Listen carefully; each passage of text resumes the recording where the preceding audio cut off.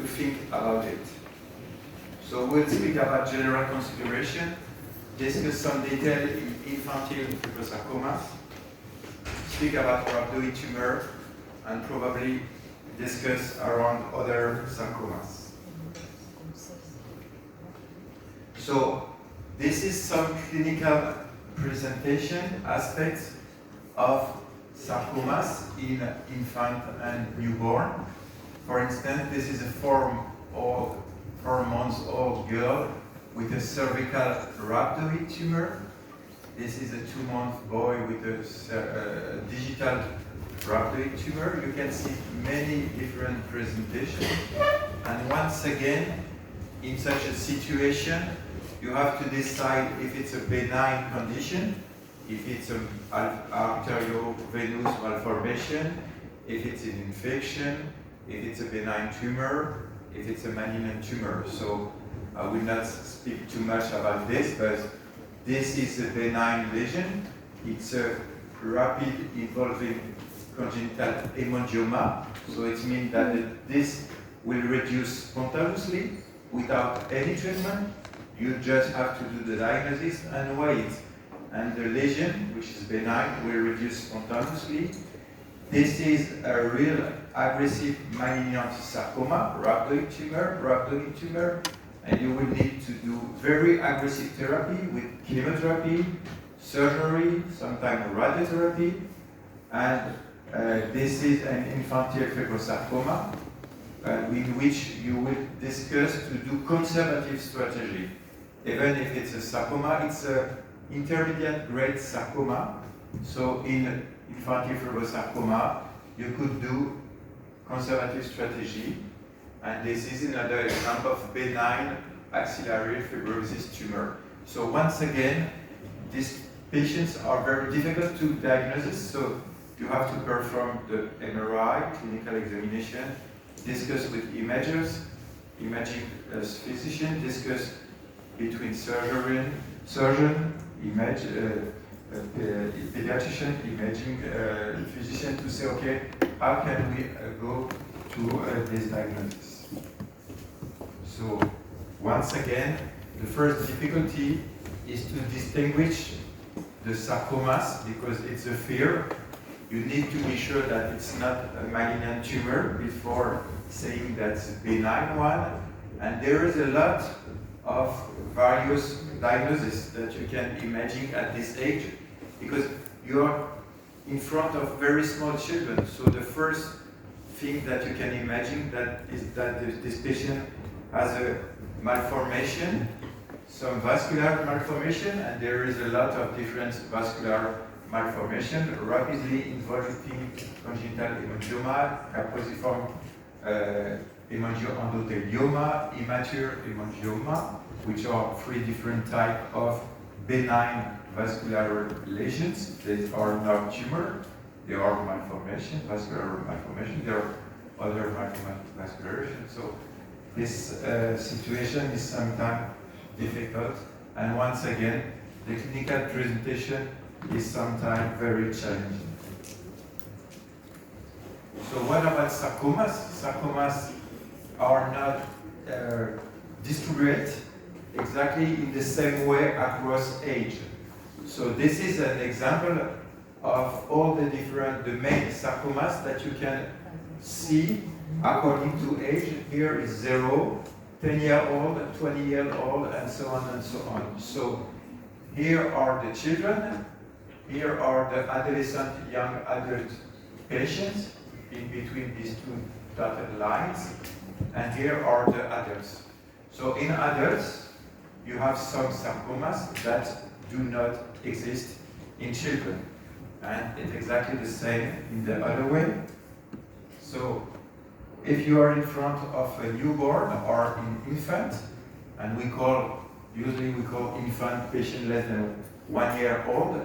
So the first diagnosis in sarcoma is infantile fibrosarcoma, but you may find some rhabdoid tumor. Rhabdoid tumor is a very aggressive sarcoma, rhabdomyosarcoma, and some undifferentiated sarcomas. But if you are in front of a child, the main sarcoma, of course, you know that is rhabdomyosarcoma. And if you are with teenager, adolescent, young adult, and we are used to call adolescent young adult between 15 and 25 years old patients. So adolescent young adult may have rhabdomyosarcoma, of course, but some other sarcoma, synovial sarcoma, malignant nerve cells diffuse sarcoma. We have seen a case of diffuse round cells, dysplastic tumor, ring, and so on. So the distribution change across age, and you have to take into account this when you are discussing the images. And in adults, again, adults have liposarcoma, leiomyosarcoma, gastrointestinal stromal tumor, fibrosarcoma, and so on. So it is very different tumor in adults than during childhood or during infancy. So most of the time, the diagnosis is quite difficult, and even if you know that it's a sarcoma, sometimes it's difficult to know which type of sarcoma it is. And of course, today we have some tools. We have the classical histology, we have the immunochemistry, and we have the molecular biology that is mandatory because it helps you to know, okay, it's a infantile fibrosarcoma, okay, it's a rhabdoid tumor, okay, it's a rhabdomyosarcoma, or you don't know what type of sarcomas it could be. As you are treating patients very young, you have to take into account all the underlying disorder, the family history. Is there a possibility to have a malformation rather than a tumor? And the clinical observation of the patient will help you to diagnose the disease. So, is it a frequent situation? No.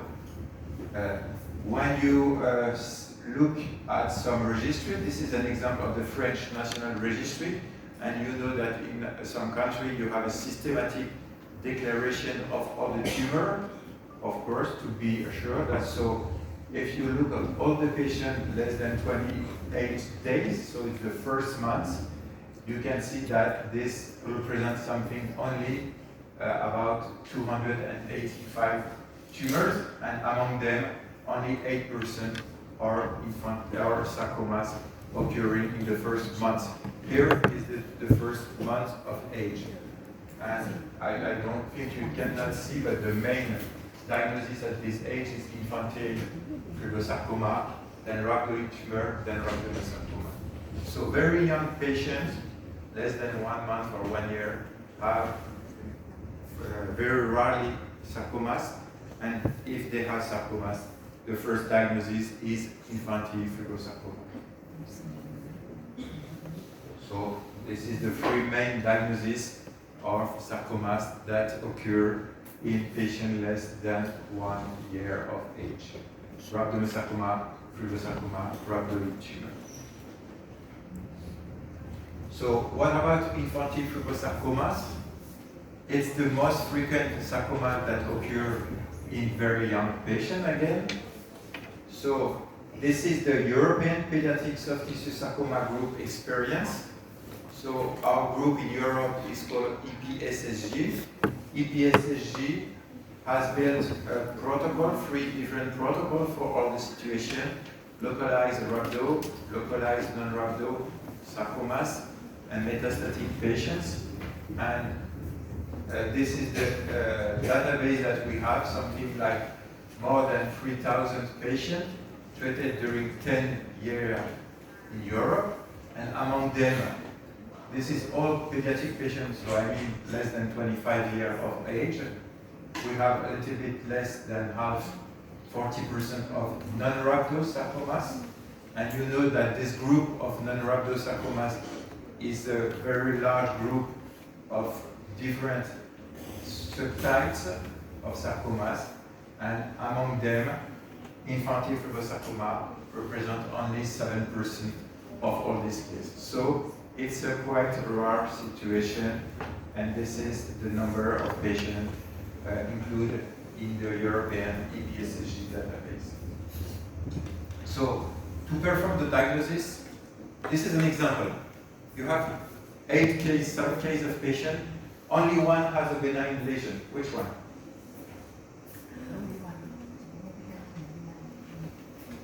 You have 6 cases of infantile fibrosarcoma and one benign lesion.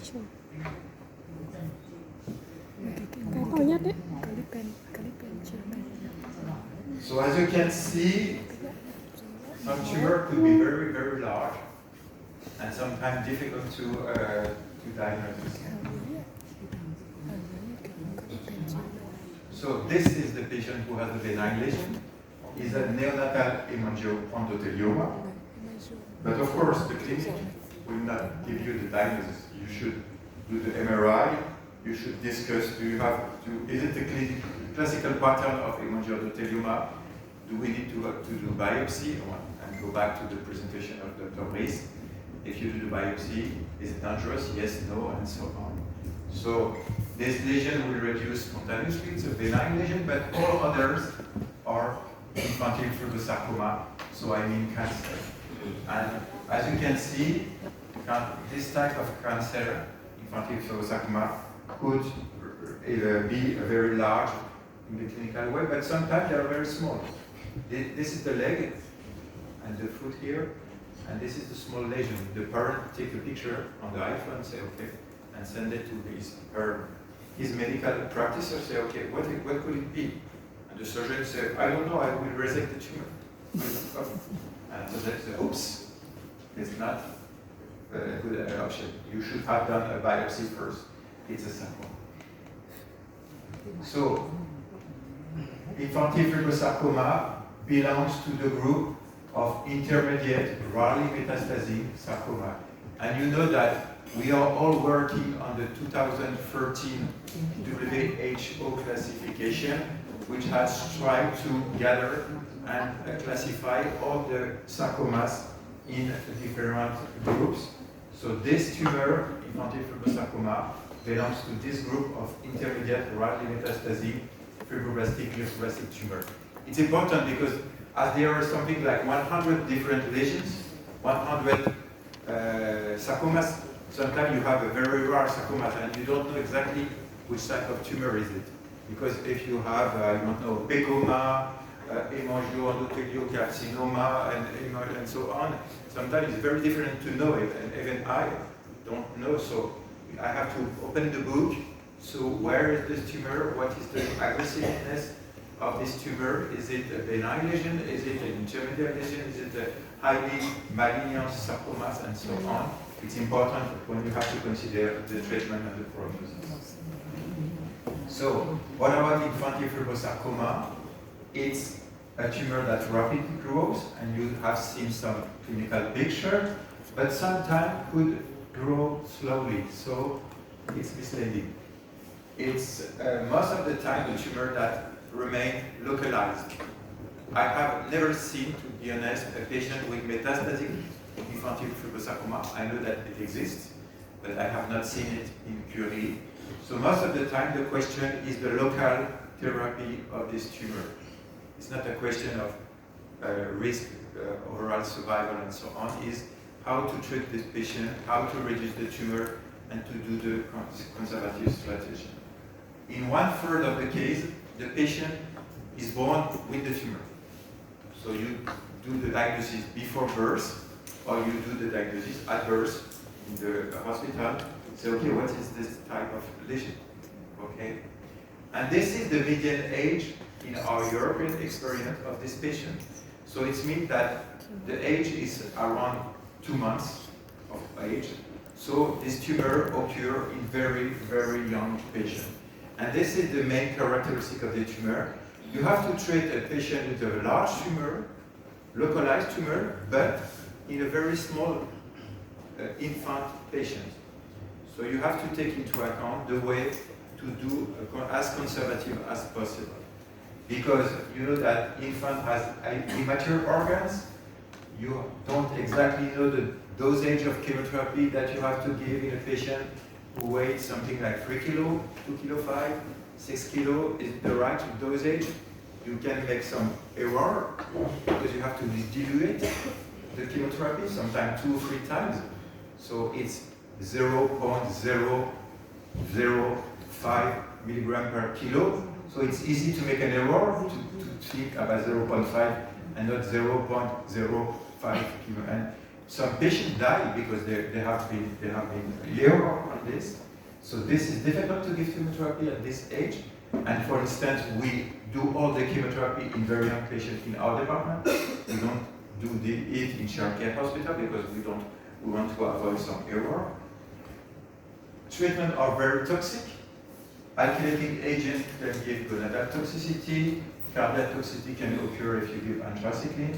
Of course, we never do radiotherapy in very young patients because we try to avoid all long-term sequelae of radiotherapy in such a patient.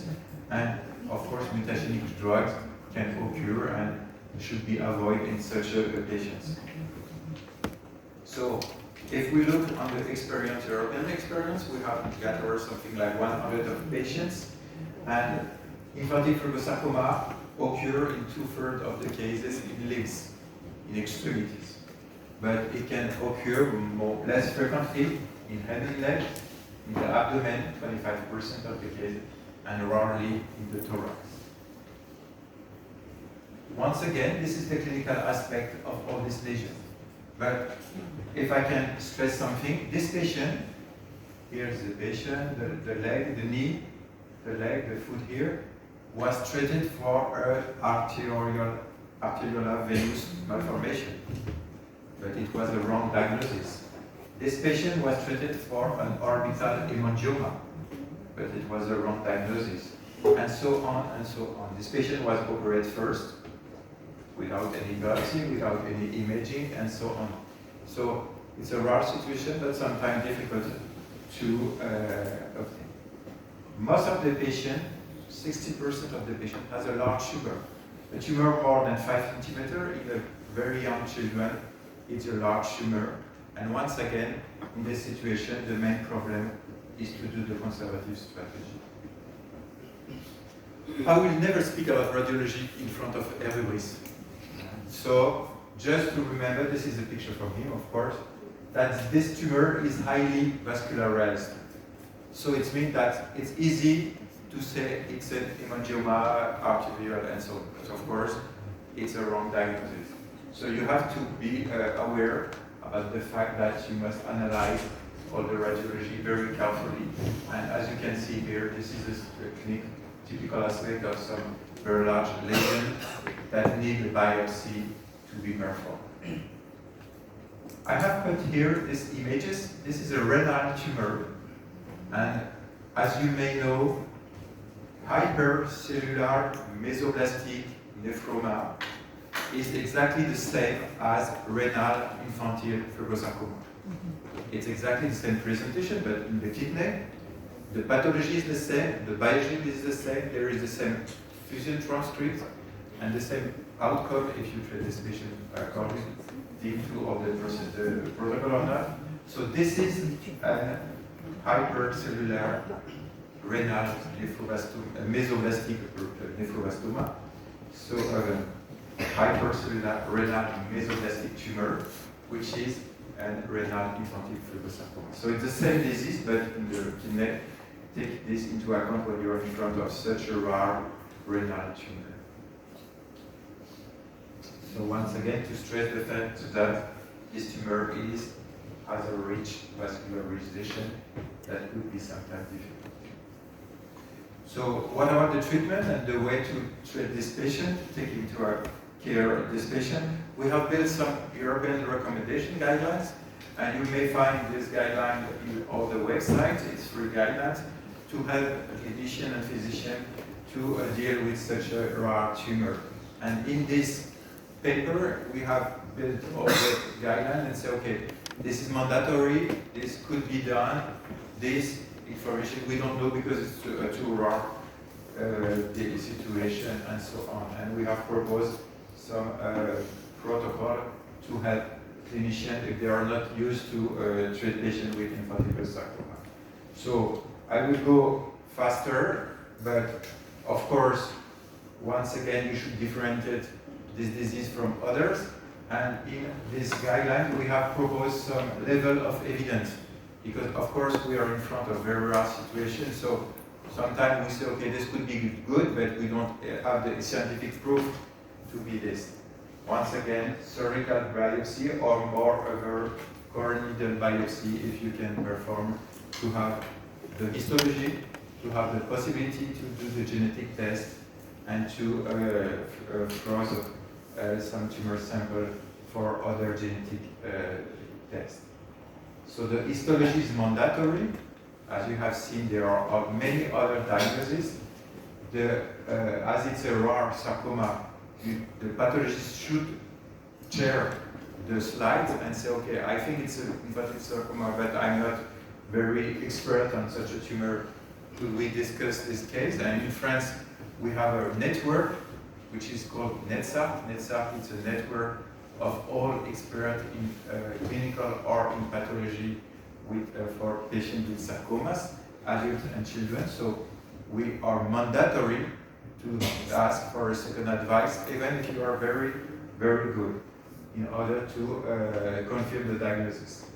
And one important thing is to remind that this tumor has a specific genetic abnormality into the tumor cells. So I mean that you will look if at the presence of the gene fusion transcript, which means you will look if there is an ATV6 enterocar fusion transcript into the tumor cells. That will confirm your diagnosis.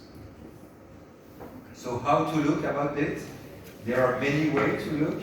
You can do FISH. FISH is in situ fluorescence hybridization, and you put some color on the nuclear here to see if there is a break into the chromosome. You know that the chromosomes 6, 12, and 15 are joined together. It's an abnormal situation.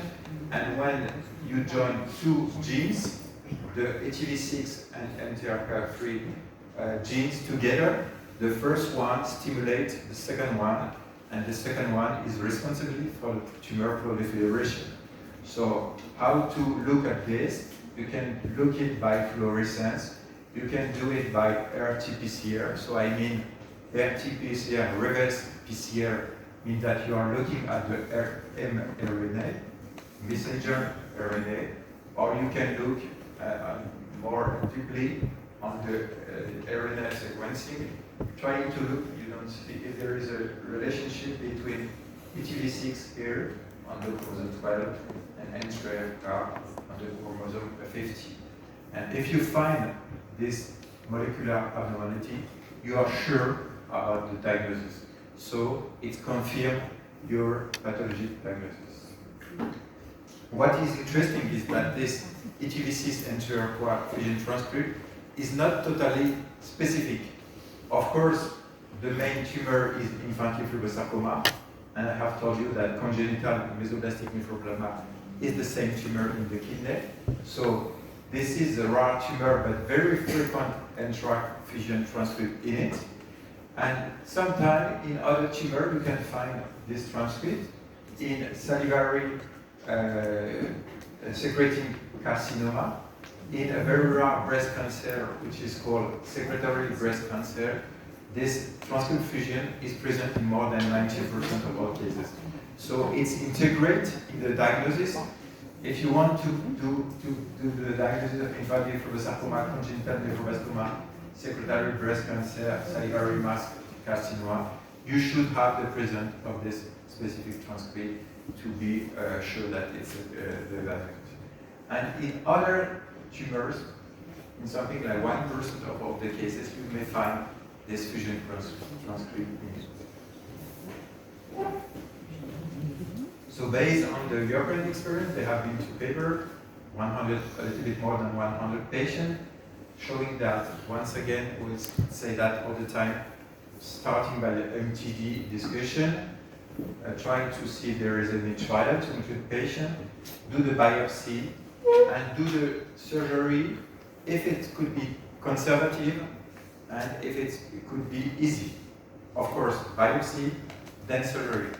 Never do biopsy, surgery first.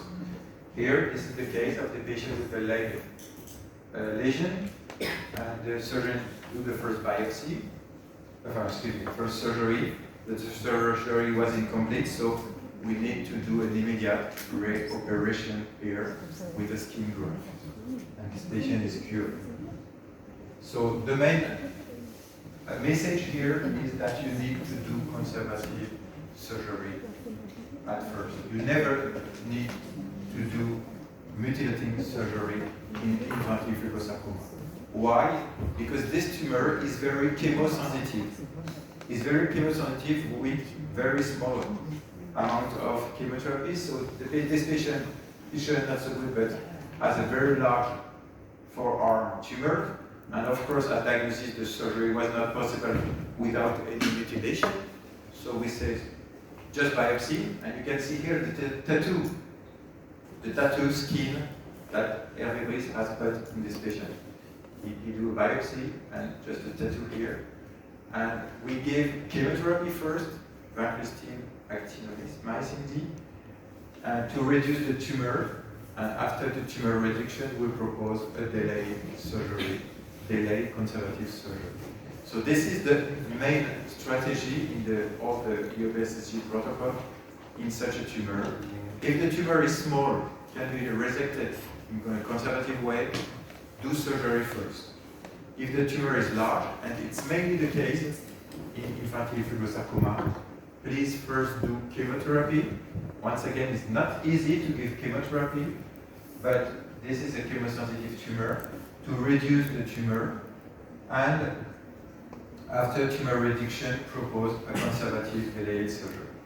And what we have proved in our EOPSSG group is that you can use very low intensive chemotherapy in such a disease. I mean, vincristine and actinomycin D is very efficient in more than 2/3 of the patient. And this is important because this chemotherapy is without any alkylating, without any anthracycline agents. So there is no long-term effects of VA in children. No botanal toxicity, no mutagenic agents, and so on.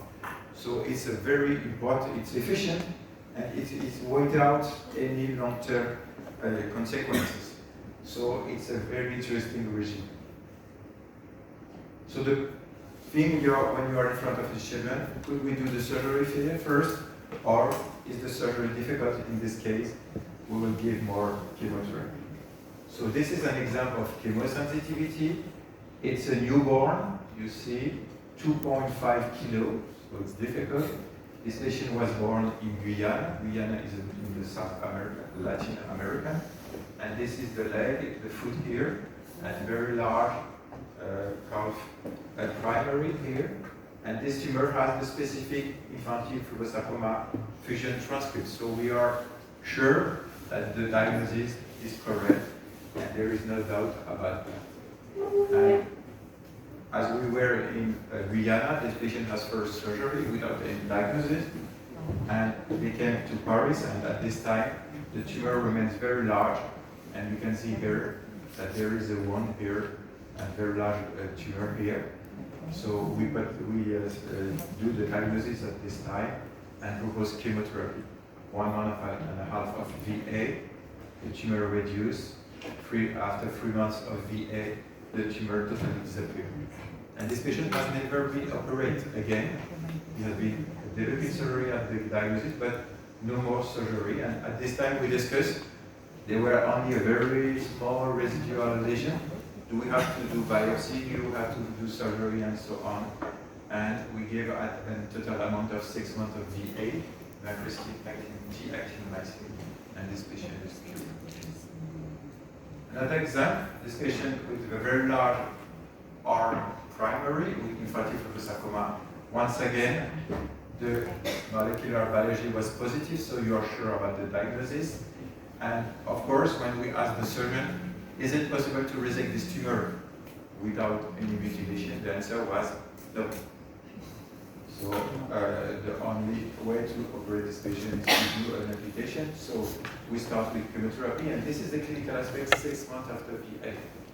So we are very happy, and at this time we were not quite sure, so we proposed the surgeon to do a delayed surgery, but he do only some biopsy because there were no more residual mass, and complete necrosis on this biopsy.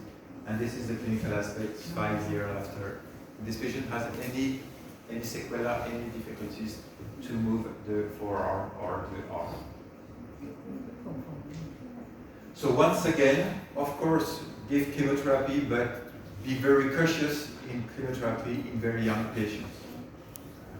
This is the dosage is 25 microgram per kilo per injection in the 2 first cycles. Then, if the tolerance is correct, increase the dosage to 33, then for 2 injections, then 50, and only if this patient is born. So you have to do the prescription. Someone has to check the prescription in our department. 2 doctors validate the prescription. 2 nurses validate the administration, and 2 pharmacists prepare the prescription. And in this case, it's the only way to be sure that there is no error. Because once again, we have some children who die due to error. And we decide to start with very low dosage and to increase very slowly the dosage to test the tolerance in such very young patients.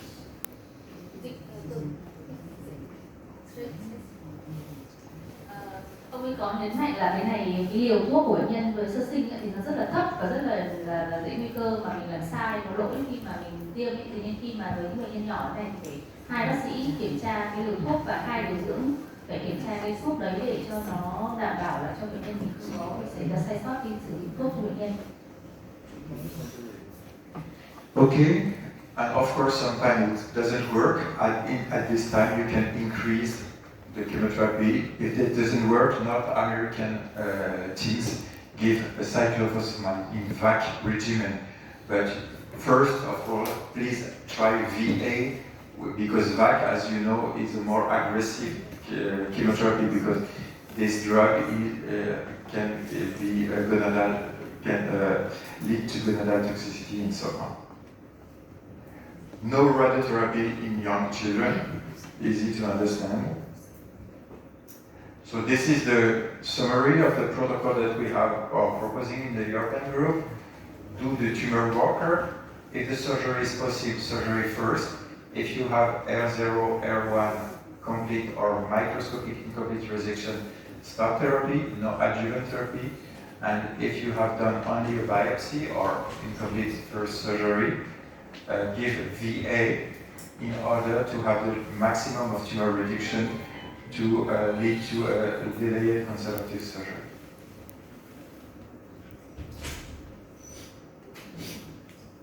Once again, renal hypercellular atypical mesogastric lymphoprolema is probably the same disease.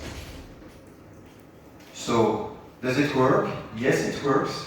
In most of the cases, as you can see here, this is our experience. Something like 40% of the patients receive only surgery.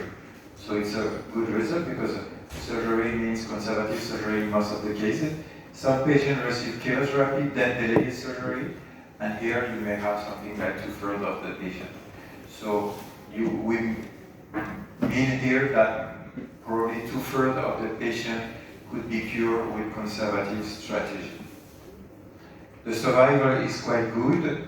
The overall survival, which means, of course, patients who are being alive are 94% of the patients, and the patient who have been cured by the first line of therapy is 84% of the patient.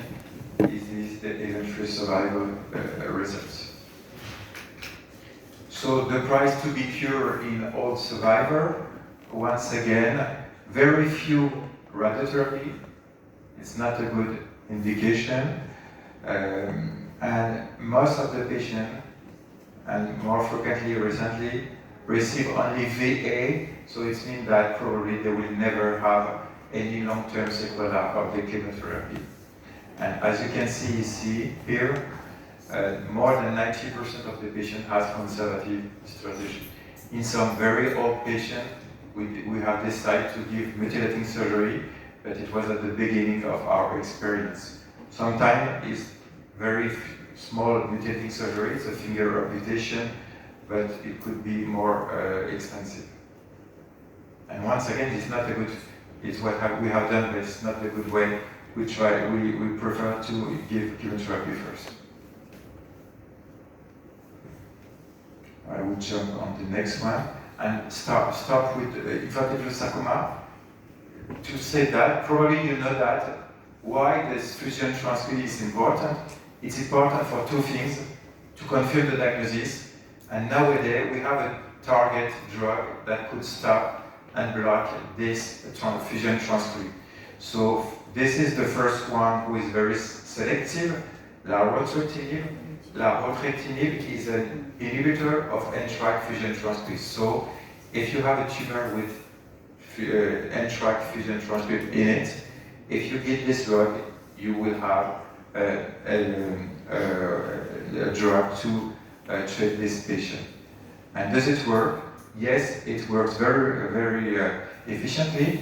This is the experience. I don't know if you are familiar with such a presentation. This is the tumor reduction according to the volume. So for instance, here are the patients who has 30% of tumor reduction, 40, 50, and so on in this drug, and each column here is a patient.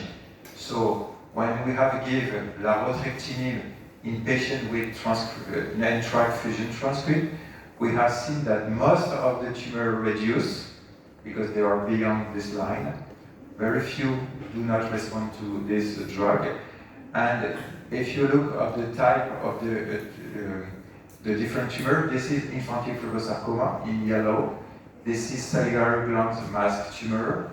This is adult tumor, lung cancer with NTRK fusion transcript. But all the tumor response, whatever the diagnosis is, to larotrectinib if they have the NTRK fusion transcript. So it means that you don't need to know which type of tumor is it, you only need to know does the tumor contains this NTRK fusion transcript. And this is real for children in green, adults in violet. Whatever, regardless of the tumor type, regardless of the NTRK gene 1, 2, 3, and so on. So it's very interesting because this drug has very few adverse effects. This drug is oral administration, so you don't need to put a central venous access. You don't have all the problem with chemotherapy. You don't have the problem of small dosage of chemotherapy, VOD, obstruction, and so on. This is some example of patient that has been treated in our department. This was a very large cervical primary infantile fibrosarcoma, and we gave 2 courses of chemotherapy for baby carbo because at the beginning it was not in our center. They found that it was neuroblastoma. Then after diagnosis, they give 2 courses of VAC because the situation was life-threatening. As you can see here, this patient has been tracheotomy. Has a tracheotomy, and this tumor remains very, very large. And so we decided to give this new drug. At this time, it was a new drug. It was a phase 1 study, and after 4 cycles, 4 months of larotrectinib, as you can see, the tumor reduced very well, and we can stop the tracheotomy. And this patient has been treated only with 6 months of larotrectinib and no surgery. And we are 2 years after, and probably this patient is cured with this new drug. Another example of a patient who has a spindle cell sarcoma, not sure that it was infantile fibrosarcoma, but this fusion transcript was present, PTV6 and TRK3. So maybe infantile fibrosarcoma, but the pathology was so. Whatever, we don't need to have the precise diagnosis because we were happy to have this fusion transcript, and this patient received first steroid without any efficacy, and as you can see, this tumor was very, very huge. This patient has 9 months at this age, and when we asked the surgeon, could you remove this tumor without any mutilation? He said no, of course, because the tumor was in the mesentery and so on. So we gave larotrectinib, And after 6 months of laparoscopy, as you can see, the tumor shrink and reduce very intensively here. And we do a surgery.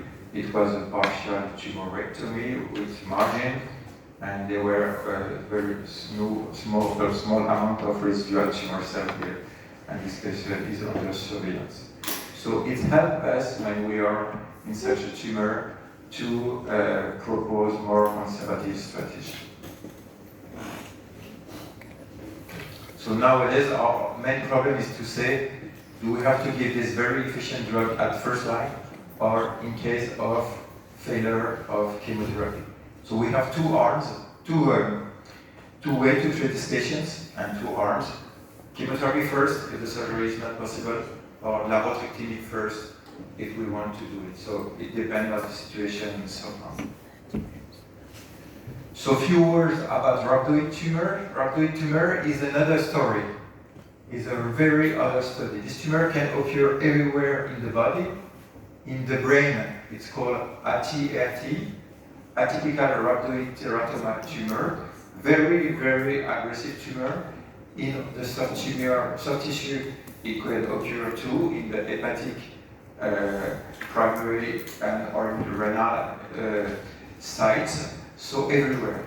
It's a tumor that occurs in very young children again, but it's a very aggressive tumor with a high risk of metastasis and high risk of death.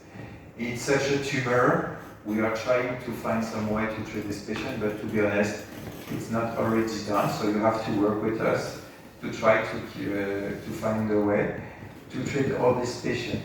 So this patient could be included in some hepatic protocols, some renal protocols, or soft tissue protocol, and so on. So it's make the things that are quite difficult, but it's the same tumor with the same genetic abnormalities. So here is two examples of clinical presentation, and of course the aim is to do a total resection of the tumor. And as you can see here, it's difficult to do total resection of diagnosis because there are all the cervical vessels. Here, this is a patient with a stage 4 neonatal rhabdoid tumor. This is the primary, but there were many metastases, and this patient died in 2 weeks. This patient has a 10th rhabdoid tumor, and we have been obliged to do a mutilating hand surgery here because the tumor was bleeding. This patient is 8 months old and has a cervical rhabdoid tumor. So the histology is quite typical, but as it's a very rare situation, when you are a pathologist, you must think about it if you have such criteria, and there are some very precise description of such a tumor. And what is important is that in addition to this histologic pattern, and I will not go into all the things, we have an antibody which is called INI1, which help us to put the diagnosis. INI1 is a normal protein that you have in all your cells in your tissue. So when you have no problem, the antibodies stained here. Here is normal vessels, normal cells, and when you give an antibody against INI1, you have some staining here. So this is normal. But here, you have tumors, and this tumor does not stain the antibody. So you have a loss of the INI1 immunostaining, which confirms the diagnosis of rhabdoid tumor. So in the rhabdoid tumor, immunochemistry is very helpful, and take into account that it's not a positive result, it's a negative result. You say that it is a rhabdoid tumor if you have no INI1 immunostaining with the antibody, the specific antibody on the tumor cells. Okay? So this is the classical pattern of immunochemistry on rhabdoid tumor. Vimentin, which means sarcomas, conjunctive tumor. Keratin, it's a biphenotypic tumor. Keratin means carcinoma, epithelial proliferation, and desmin negative, so it's not a rhabdo, and INI1 negative, so it's a rhabdoid tumor. This INI1 abnormality is related to a molecular genetic mutation in the SNF1 complex, and this mutation could be analyzed by some genetic tests to confirm the presence of the ENI1 mutation in the tumor cells. So it helps you, it's another way to put the diagnosis, but this is more long. So this is immediately, you can do it and have the answer in 2 days, and this is means that you have to do the analysis, but of course it could take something like several weeks to have the information. Once again, another example, this is normal lymphocytes. So the ENI1 is positive in lymphocytes. It's normal because you are supposed to have ENI1 expression in all the tumor cells. And this is in all cells, and this is the tumor cells without any ENI1 expression. So this is a pattern of typical rhabdoid tumor. So what about the EPSG experience? It's not a so rare tumor. 8% of all the non-rhabdo EPSG experience. And this is our experience among something like 100 of patients. 1/4 had a metastatic tumor at diagnosis. So it was one of the most aggressive sarcomas that we have. Remember that in the rhabdo, 10% of the patients had metastasis. Here, 25% of the patients. And these patients are very young. The median age is 1.5 months old. So once again, very young patient. And as you can see here, this patient, even if the tumor is localized, most of the time it's IRS-free, which means that this tumor could not be resected at diagnosis. IRS-free, this means biopsy and incomplete surgery. IRS-2 means microscopic residue. IRS-1 is complete surgery.